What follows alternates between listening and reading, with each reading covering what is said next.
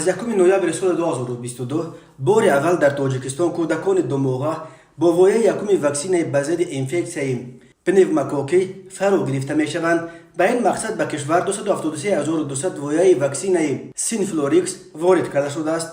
در این باره روز 31 اکتبر مسئولان وزارت تندرستی تاجیکستان در یک نشست خبری ویژه در مرکز جمهوری ایمونوپروفیلاکتیکا خبر دادند. انفکسیون پنوموکوکی یکی از مشکل‌های جدی سلامتی جمعیتی به حساب رفته، سرایت به آن باعث افزایش بیماری‌های وزنی به مانند مینینگیت، سپسیس و پنومونیا، اینچنین بیماری‌های سبکتر چون اتیت گوش، سینوسیت و برانخیت می‌گردند. بر اساس ارزیابی‌های سازمان جهانی تندرستی هر سال در دنیا بیش از 9 میلیون کودک تا 5 ساله از بیماری‌های پنوموکوکی می‌افتند.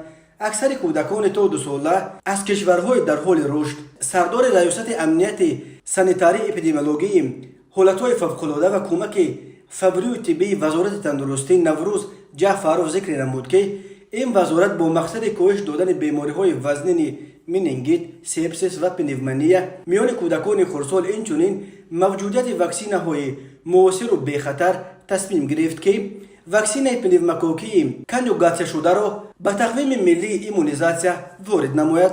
موافق تقویم ملی ایمونیزاسیون کودکان واکسن ضد سرایت پنوموکوک را در سن 2، 4 و 12 ماهگی قبول می‌کنند. تاکید گردید که شروع از پگاه یعنی 1 نوامبر آن کودکانی که ایم کرده می‌شوند که تا این سال به 2 ماهگی رسیده باشند، محض این کودکان با نوبت پس از گرفتن وایه یکم وایه‌های دوم و سوم این واکسن را باید از روی مهلت‌های در تقویم ملی ایمونیزاسیون معین شده گذرند.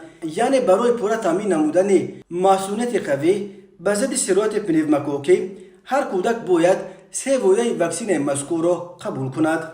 نمایندگی یونیسف بنیاد کودکان سازمان ملل نیز با نشر یک ویدیو از والدان تاجیک دعوت کرده است که کودکان خود را حتما به ضد سرایت پنوموکوکی ایم کنند.